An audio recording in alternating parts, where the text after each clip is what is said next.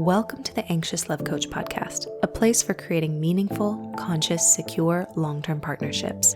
Here, we talk relationship anxiety and creating healthy, magnetic dynamics within partnership to help you feel confident and alive within committed partnership.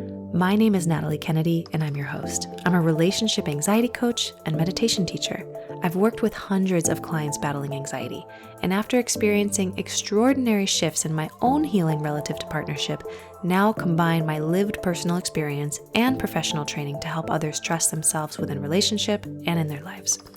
I've been to the edge and back with my now husband from relationship anxiety and come out confidently to the other side. I want to pass the tools I've learned along to you to help you trust yourself in relationships and also create magnetic, hot dynamics with your partner. I believe lots of mainstream relationship advice today can make us anxious and dissatisfied. So let's jump in and normalize challenges that modern relationships and real people go through while also giving you tools to trust yourself, drop the shame, and alchemize your messy, twisted relational truths into profound inner wisdom and aliveness. If you haven't yet, be sure to join my communities over on Instagram, TikTok, and YouTube at Anxious Love Coach. You can also request a 30-minute relationship anxiety assessment with me depending on availability, or ask me a question over on my website at www.anxiouslovecoach.com. I've also got a wonderful relationship anxiety meditation available to you as thanks for subscribing to my email list. Thanks for being here and enjoy this episode. Hey. It's nice to be back. It's currently 10:20 p.m. and I am in Steiermark, Austria, at my teacher Steffi Price's house. If you've been a long-time listener, you've probably heard me talk about Steffi a lot. This is the first time I've come just for leisure and not for personal development. Usually when I come, I do a lot of meditation and self-study, but this time I just wanted to sleep and cook and eat and walk around the mountains. It's really cool. If you're someone who's constantly trying to improve themselves, I highly recommend taking a break and just kind of accepting that there's nothing about you that needs to change. At least if you've been stuck on the I need to fix myself train for a long time. It's really liberating. Anyway, I want to talk today about what you can do if you want kids and your partner doesn't. And this topic has come up because I finally caved. I know I released a podcast last week about how I wasn't going to tell Instagram that I was pregnant, but I caved. It was just getting hard to hide. And the reality is I run a business that relies on transparency, and it was getting tough because there was nothing else I really wanted to talk about. So I ended up talking about nothing. So I made the announcement, and I was just so touched by the outpouring, a tornado of just love and support. And some of you reached out to say you guys were pregnant too. And some of you guys reached out with your insecurities about motherhood and having kids. And I opened up a little Q&A in my stories, and I was just really pleased to find out that there's a lot of people thinking about kids. I think it's great that we're thinking about kids. If we want to have our species continue, we need to talk about children. So I'm glad that it's being talked about, and I'm thrilled to share my perspective, which is one of many, at 10:30 at night. By the way, I plan to record this and edit it and upload it probably the next day because Preston, my husband, who has been my podcast editor for the last 3 or 4 years, or however long this podcast has been running, and he just started a new business and he's very busy, and he is very kindly and tactfully let me know that he no longer has time to be my podcast editor. So I guess I'm on my own for a little while until I can find a new podcast editor. And I just wanted to let you know that Anxious Love Coach is hiring. So I'm looking for something quite specific, and basically someone who can edit my podcast. At the moment, I'm not making videos out of them, so it's not I'm not looking for a video editor. A lot of times I record in my room wearing pajamas at 11 o'clock at night with the lights off. So I don't make videos while I record podcasts. However, I would still like to find a way to repurpose it. And what I have in mind, my dream would be to have a podcast editor that happens to already enjoy my podcast and get a lot out of it. That would be ideal. And the reason for that is because if you love it and you find nuggets that resonate with you, then you probably would be the ideal person to find those nuggets that resonate with you and put them into like quote format that can be put on Instagram as a way to get other people to listen. So I would really love that. I'm currently looking for someone who knows how to edit podcasts, but also can be on the lookout for really resonant quotes and bonus points if you know how to design posts for Instagram to put those quotes in. If not, I have a VA also who can design my posts for me. So if that's you and you are interested, please send me an email with your work, like your podcasting or audio editing experience and or your graphic design experience around this and repurposing content experience. Send it over to my email at natalie@anxiouslovecoach.com. Thank you very much.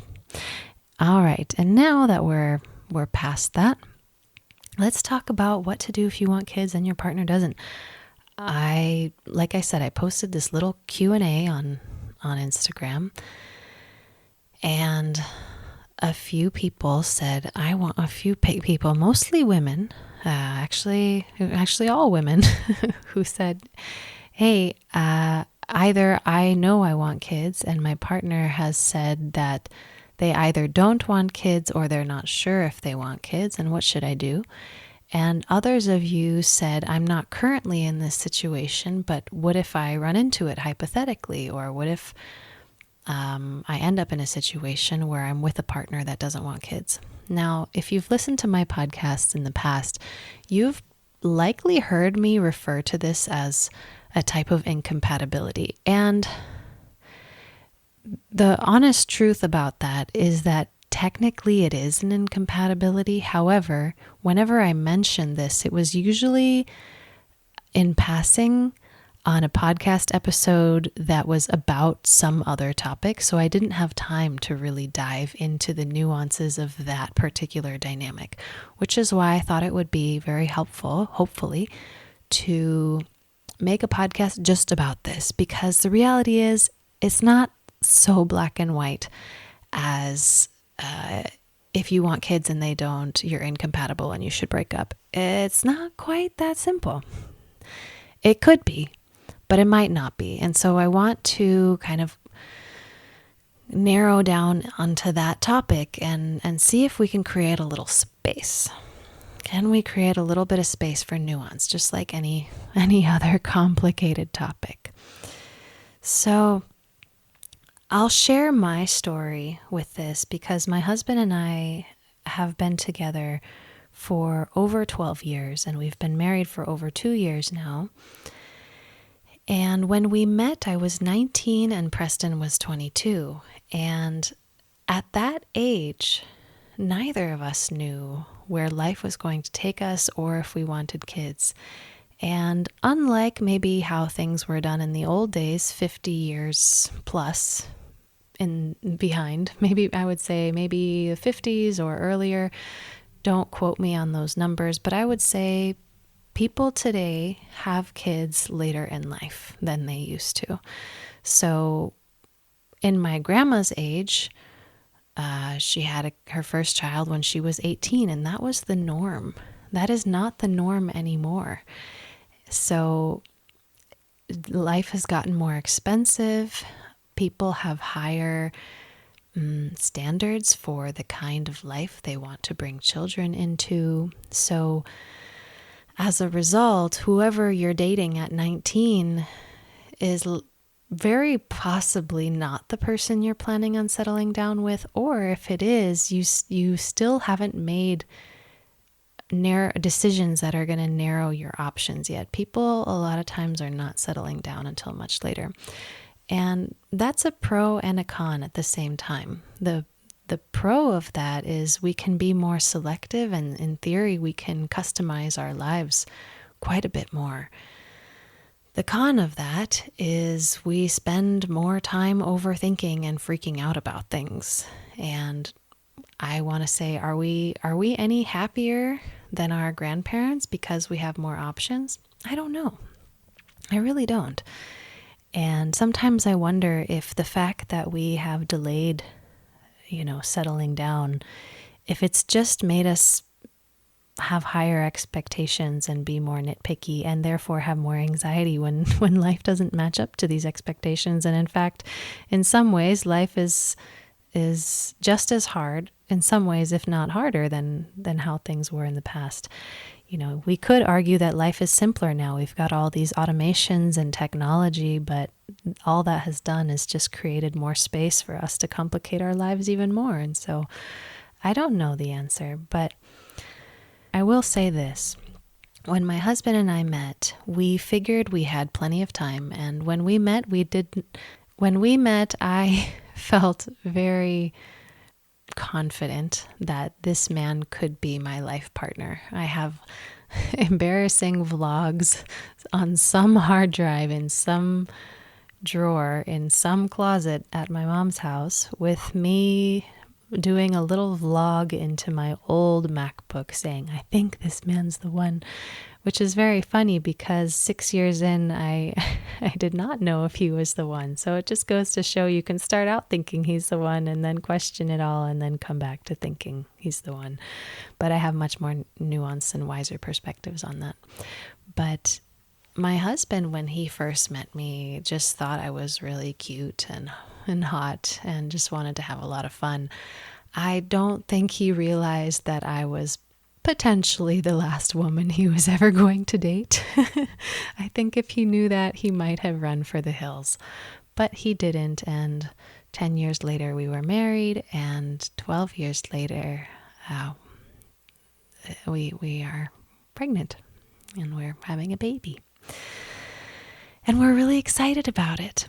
And if you looked at us now, you would assume that we'd always wanted children and that we were always on the same page and that we were meant to be, based on how we interact now, because we're in a pretty solid place and we have very similar perspectives on life now, even though we still have some differences. Overall, we have an idea of where we want to go, and it's the same destination. And you might assume that it's always been that way, but that's not the case. When we were in our early and mid-20s, we were both figuring ourselves out, and we were not sure at all whether we were going to end up on the same page. When I was struggling with relationship anxiety, I remember there being a night where I actually told Preston I wanted to take a break. The infamous break that some people have heard me talk about.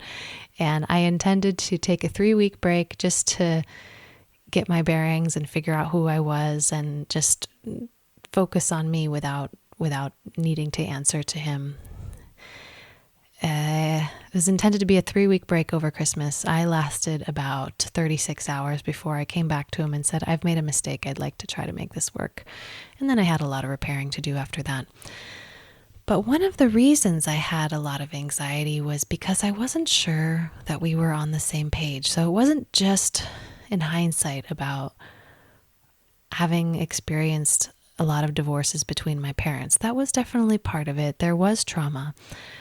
But there also was a very real fear that I was going to wake up one morning and realize that I'd compromised who I was and realize that we had to break up. And one of the reasons I had this fear was because whenever I had asked Preston whether he wanted children, he really was afraid to answer that question, and he wasn't sure. And I wasn't even sure if I wanted kids. But I wanted to make sure, as anxiety does, I wanted to make sure that if I decided I wanted kids, that he would be basically on board with whatever I wanted. And the reality is, life doesn't always work that way. What I'm going to share with you are not answers.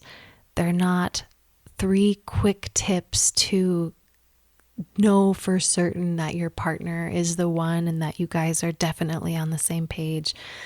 The reality is, tomorrow your partner could wake up after telling you their whole life that they were on board with something, and they could just change their mind in a heartbeat. That can happen anytime, and in fact, it does happen.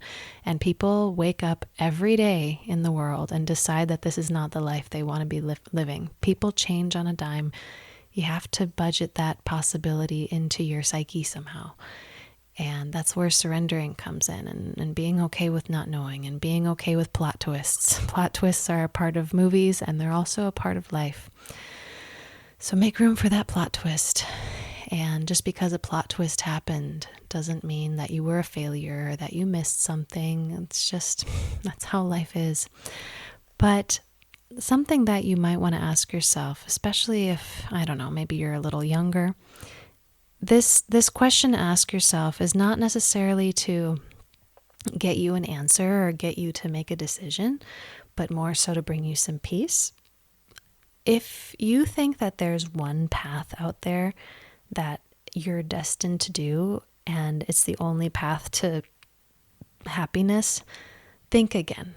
There are many different paths that we can take that can bring us joy, and both joy and sadness. So there's joys and deep griefs to becoming a parent, and there are joys and deep griefs to not becoming a parent. There isn't an ideal life and a wrong life. A lot of people think, if I just make the right choice, then I will be happy. And I don't think that's true. I think we make a choice and life kind of works its way around our lives. And we find beauty in every choice that we make, as long as it's, made with full agency and responsibility. So life orients itself around our decisions. It's not the other way around, where you have to find the perfect decision and then you will be rewarded for it. Please don't fall prey to that. It's an illusion. So with that said, something that I would encourage you to meditate on is to consider if you think that you could possibly be okay either way. You personally, do you see a life with kids? And do you see a life without kids? And do you see how you could possibly enjoy life either way? And do you see how you could be heartbroken either way? And I find this potentially helpful because it gives you some freedom to just relax and know that no matter what happens, there's going to be joy and pain. And so now it gives you space to not be freaking out about trying to find the life path with no pain and no sadness and no regret, but more so choosing which sadnesses and which griefs and which regrets you want and which joys do you want. So don't try to pick a life that doesn't have pain. Think about which pain you want. Okay.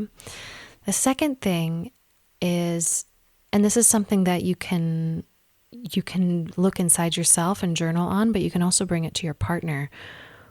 Why do you want children?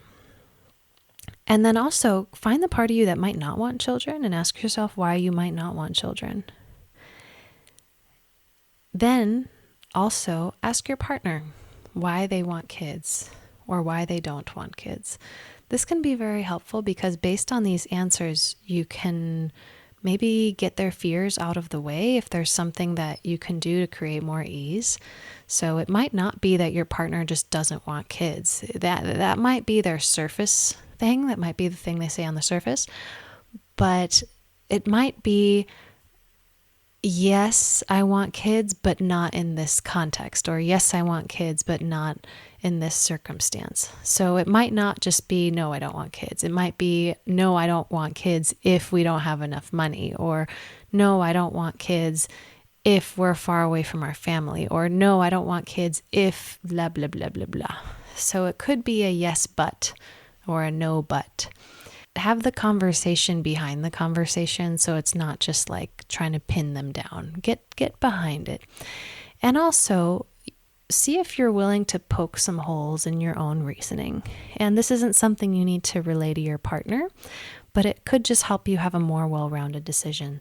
And just know there is no, some people might disagree with me on this, and I guess I could go really deep dark on this question because it's so philosophical, but I don't know that there's a good reason to have kids.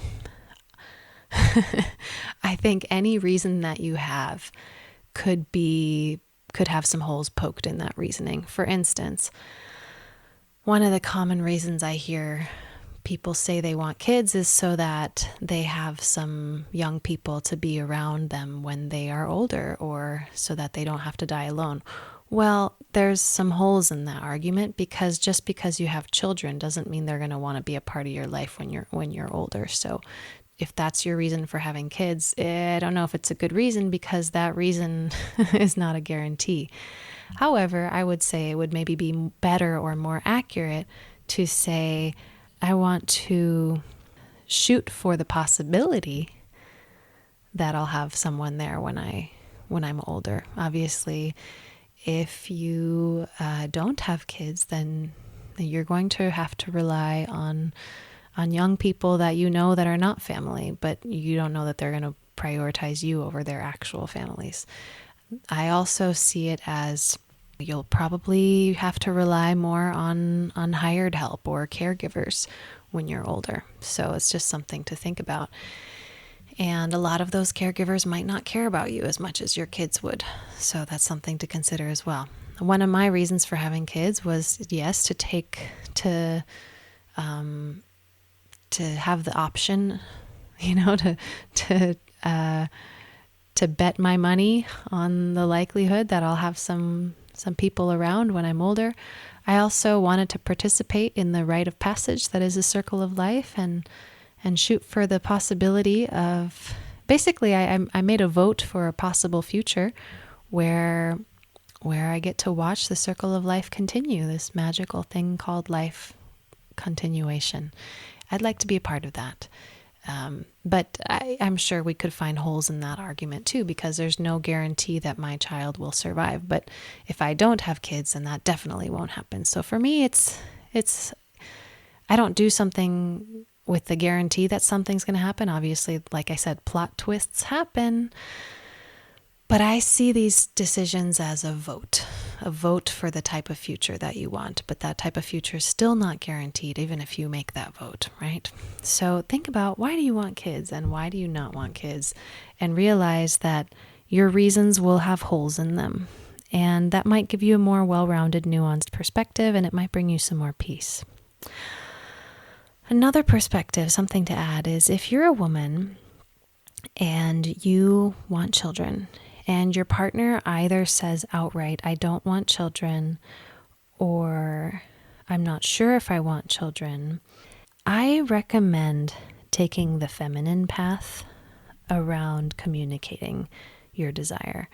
Now, I haven't done like a super, super, super deep podcast on polarity and feminine communication. I think the reason for that is because I'd actually love to do a whole workshop on it, but it hasn't been a priority for me lately. But I do talk about it a lot on my Patreon.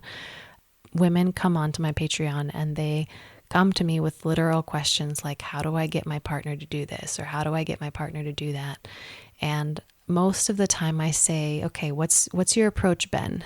And their approach is usually something we might call masculine or yang. Okay, if you don't want gendered stuff.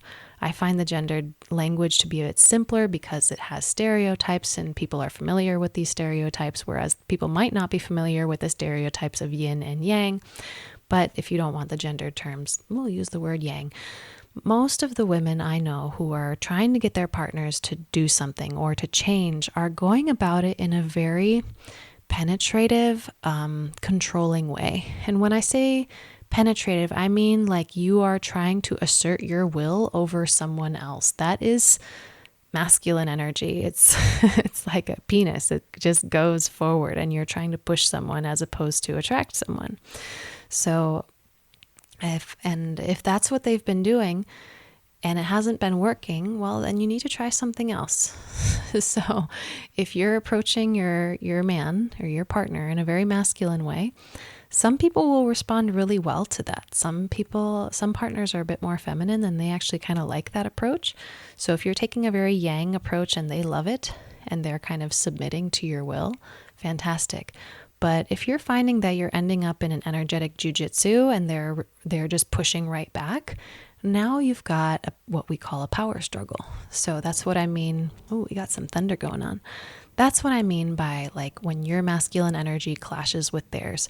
So I get women on my Patreon all the time, every month during our community call, asking, how do I get my partner to do this? And when I ask them and I find out that they're going about a masculine approach, I say, okay, that's fine. You can keep doing that, but do you want to try something different? And usually they're like, yeah. And I say, okay, we need to learn the art of the feminine approach. And the feminine approach is very vulnerable and it's more subtle and it's a bit more seductive. So instead of like trying to push your partner to do something and asserting your will over them, you're actually kind of handing their free will back to them, but you're creating a space. You're creating an opening where they can come into your space instead of you going into their space. And what that looks like is naming a desire and then leaning back. So I personally have not given a whole lot of advice around naming the desire to have children because I haven't experienced that struggle a whole lot. And also for a while, I was not really bringing children into my conversations on this podcast. But now that I'm thinking a lot about parenting and a lot about motherhood, now I have some things to say about it. However, I have heard from other women who share polarity principles, one of them being Laura Doyle, who I've mentioned many times. Laura Doyle has written in her book, and another woman named Ali Doucette, who wrote about this in her book, Magnetic Femininity. Laura Doyle's was The Empowered Wife. In both of these books, which are two books I highly recommend if you're looking to begin on the feminine journey, both of these women described stories of their clients who were women who practiced this approach with their husbands or with their male partners about naming the desire to have children, but then leaning back and leaving room for their partners to do what they wanted with that information without judging, without criticizing, without pushing.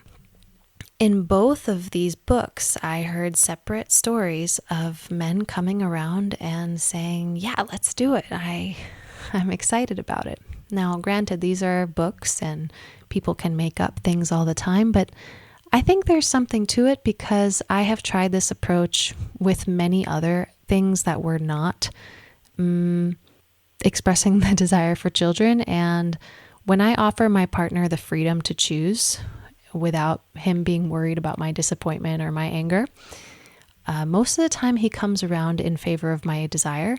Or if he doesn't, he comes around with very logical, helpful reasoning on why he doesn't think it'll work.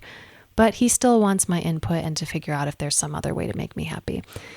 I believe that a man or partner who is genuinely in love with you is going to want to give you what you want. So you can only really see a person's true colors and see how they truly feel about you when you give them free will.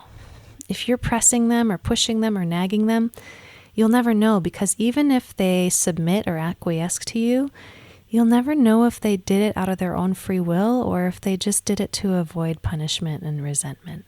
If you've tried the approach of like pushing and trying to convince them to have kids and it's not working, I mean, you can keep trying it if you think that it's just a matter of doing it for a long enough time.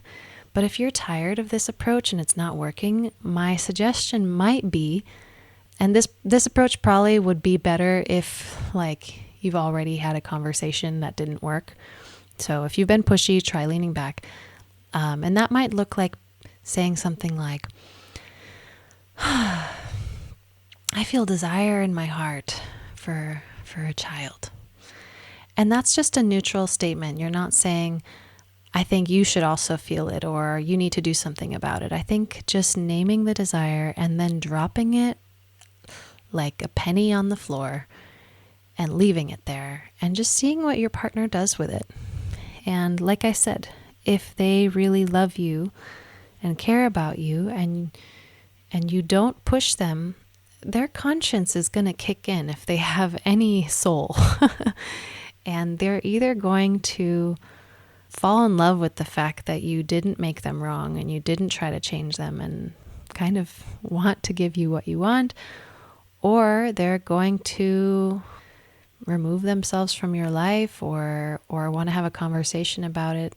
Or if they're a shitty person, they're going to just string you along and not listen to what you say. So I believe that when we take a feminine approach, the masculine people in our lives or the yang people in our lives, their colors will really show. But you'll never know. As long as you're controlling, you'll never know how they really feel. That said, having a discussion can be really illuminating, especially if you haven't.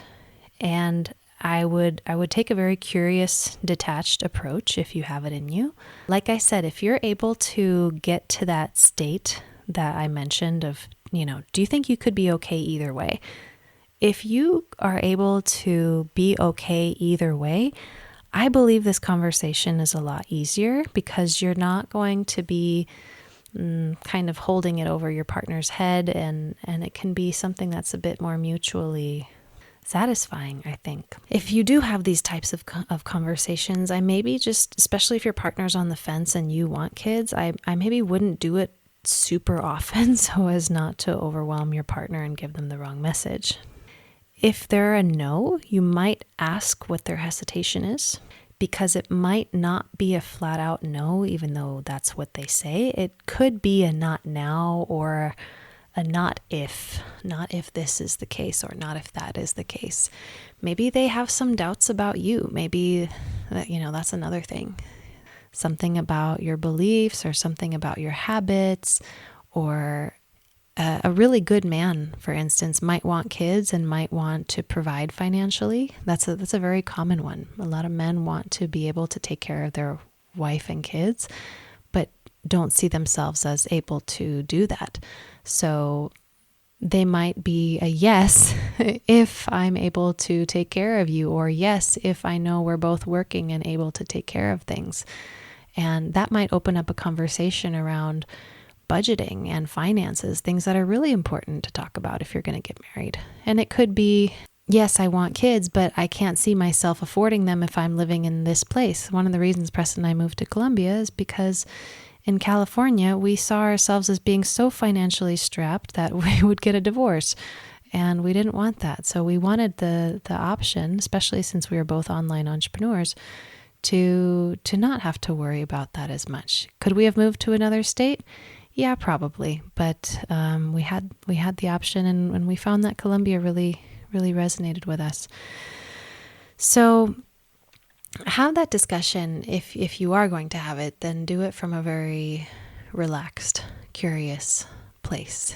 And it might not be a no. It could be a not now or a not if. The last thing I want to mention is that you might not always know how they truly feel until later. And this is kind of the uncomfortable last truth I want to share, is that it's always a risk. In a way, I got lucky with Preston in the sense that he came around when I was 25, 26, even I would say like 27. It still wasn't totally clear to me that Preston wanted kids. He came around maybe when I turned 29.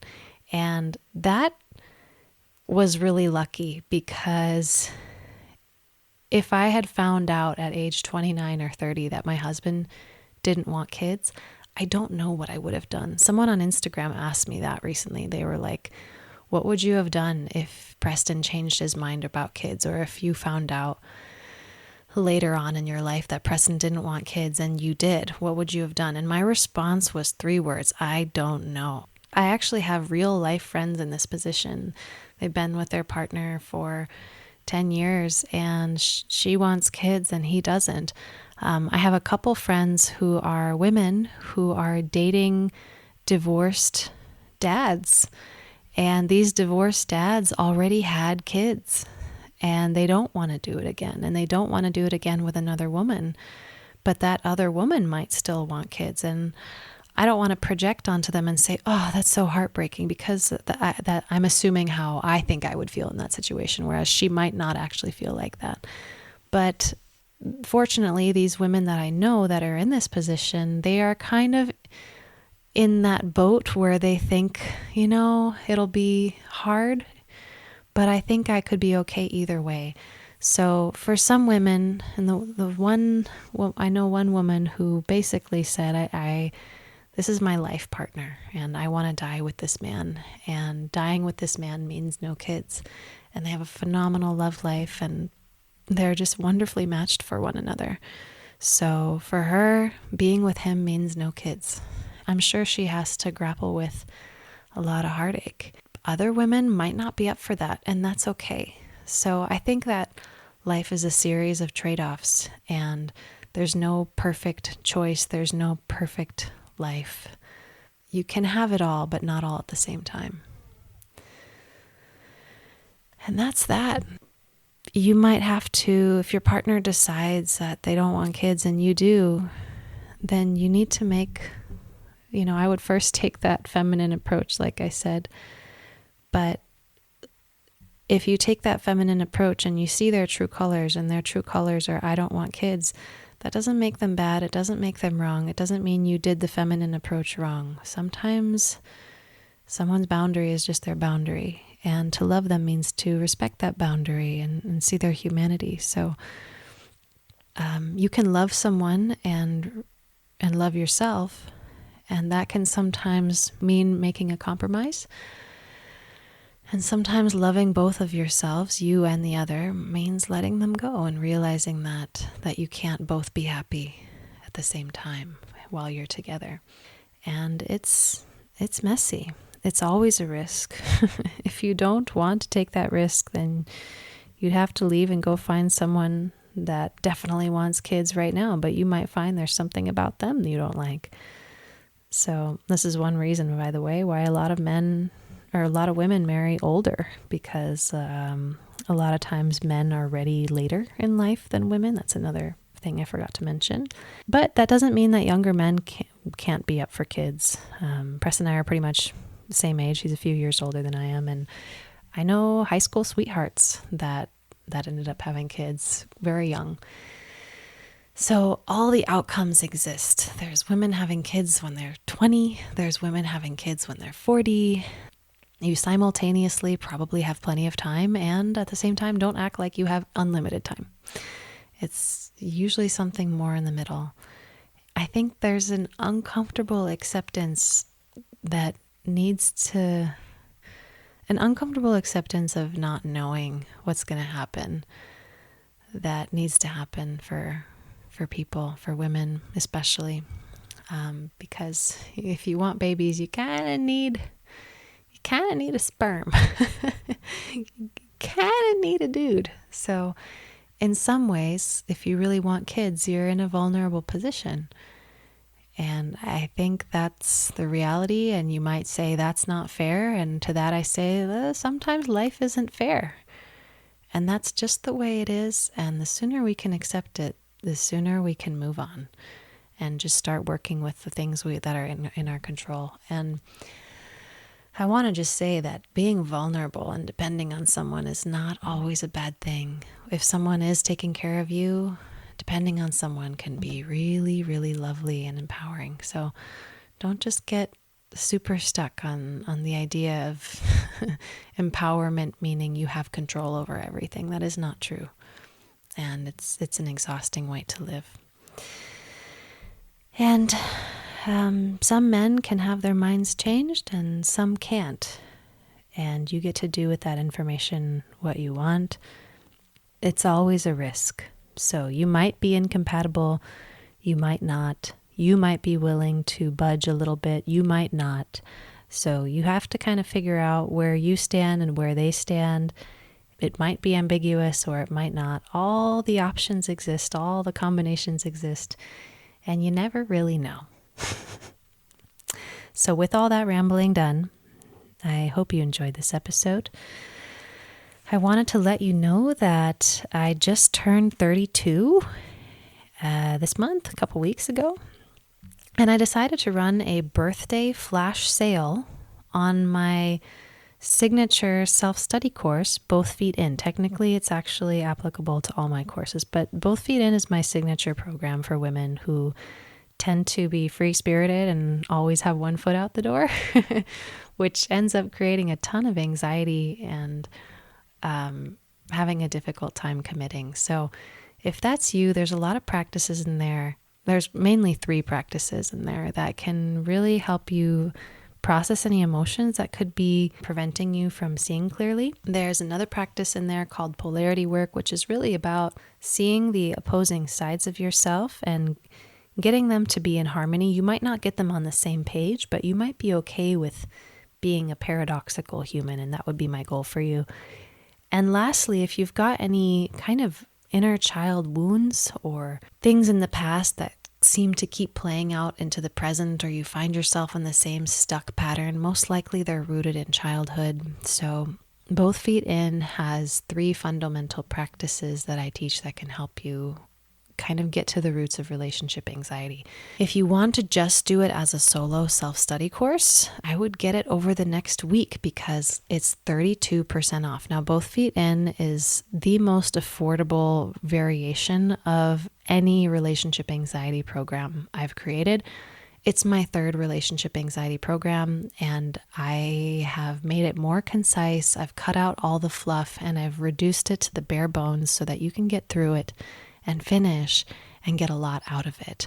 It's $197, which is literally half the price that I have ever offered for a relationship anxiety course because I wanted it to be so accessible. And on top of that, like I said, it's 32% off. So it's 32% off $197.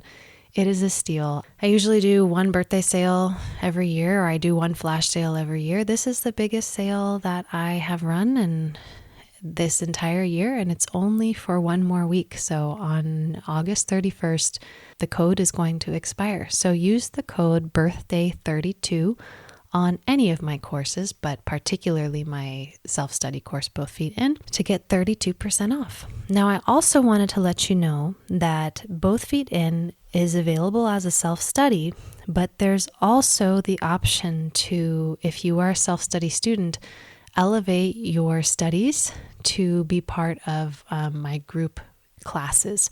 So I'm currently offering class series for Both Feet In students exclusively. So these are group programs not open to the general public unless you are a student of Both Feet In. And the reason for this is because the 3 practices I mentioned that are in the course, consciousness exercise, polarity work, and change history, which is basically inner child work, these require quite a bit of study and practice in order to really get good at them and go to the levels inside of yourself that really create lasting change. The same kind of change that was created for me when I was here with Steffi Price back in Austria. I'm teaching you these same practices and also connecting you with other people learning these same practices so that you can help each other solidify them and practice them with each other. These are fundamentally intimacy practices. Intimacy as in into me I see, or into me you see. While these practices can be done as a solo meditation, a solo kind of visualization practice, when you involve someone else in the process and you bring in a witness, it does something to our nervous system. It reminds us that we're not alone. We learn how to hold space for people. We learn how to have space held for us and to allow ourselves to be seen in our pain and realize it's okay and we're human and we're all going through the same thing. And this is why I wanted to create a group program to basically help those of you who are in the self-study course to elevate your practice. So in the self-study course, you learn the bare basics, the bare bones of these practices. But if you want to actually get to practice them to the extent that you get really good at them and also have lifelong people to practice with for the rest of your life, if that's what you want, it's a hell of a lot cheaper than therapy. I've had people tell me that they get 10 years worth of therapy in just a few months. This is something I hear all the time, especially with people that learn polarity work and consciousness exercise. Now, I'm going to be hosting a group class series for 6 weeks starting October 1st, and it's just consciousness exercise, which correlates to module 3 in Both Feet In. So if you want to start that course now, then you could learn consciousness exercise and then join me for my consciousness exercise series, class series. We're going to meet 6 times over 2 months, and we're going to practice consciousness exercise. And I'm going to be there on Zoom with you, monitoring you, giving you advice in the chat box privately as you guide and be guided through these exercises. They are such rich practices when they're done with someone else. So you can totally do the self-study and get plenty out of it. And you'll also understand like where your relationship anxiety is coming from, why you're feeling this way, and also what you can do about it, and start to gently transform your anxiety into something much deeper and more profound. But if you can involve someone else in your process and be witnessed, it's just another layer of juiciness and magic and divinity, dare I say. So I hope you join the consciousness exercise series starting October 1st. If you're not a student of Both Feet In, you'll need to become a student first, and then you can also join the series. So these are going to be 2 separate products. If you're already in Both Feet In, then you can enroll in the consciousness exercise series very easily. I'll include both of the links for both the self-study course and also the Both Feet In class series. I'll include both of the links below, or you can find the class series schedule because we're going to also have a polarity work series and a change history series later on.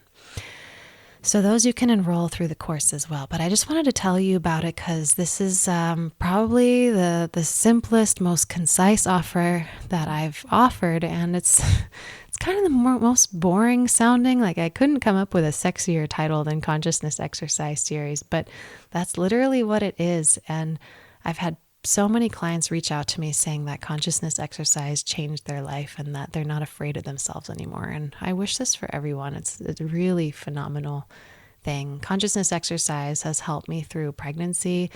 It's helped me through miscarriage. It's helped me through wedding anxiety.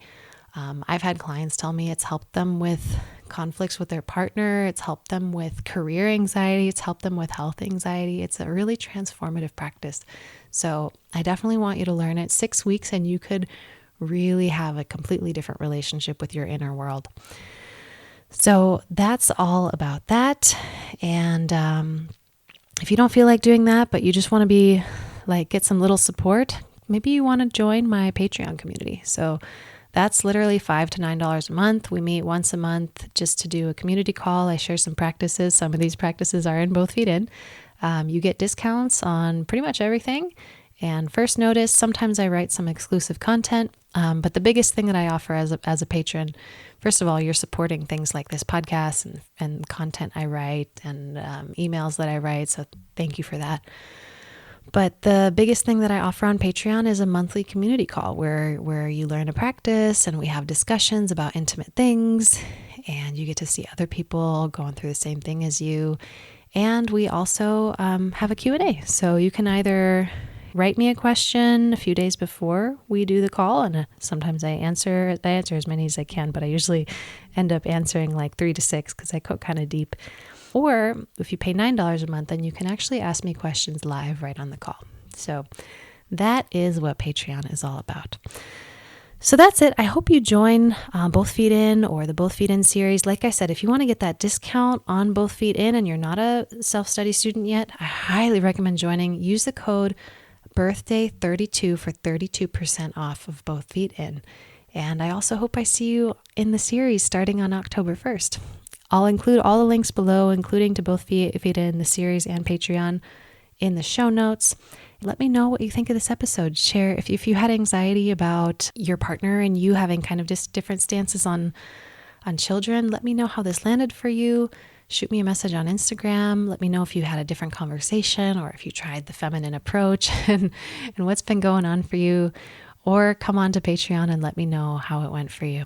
Anyway, thanks so much for listening. I hope you have a great day, and I'll chat with you most likely next week. Bye for now. Thanks so much for listening to The Anxious Love Coach today. If you loved this episode, please hit that subscribe button, leave a review, and follow me on Instagram, TikTok, and YouTube, and maybe share it with someone that you believe might benefit from these perspectives. Please also subscribe to my email list at www.anxiouslovecoach.com, as I'm trying to reduce my reliance on social media. In exchange, you will receive my free relationship anxiety meditation and more supportive tools sent your way. If you would like to work with me, head on over to my website at, again, anxiouslovecoach.com to explore different tiers of coaching options and online programs. Thanks again for listening, and catch you in the next episode. Have a blessed day.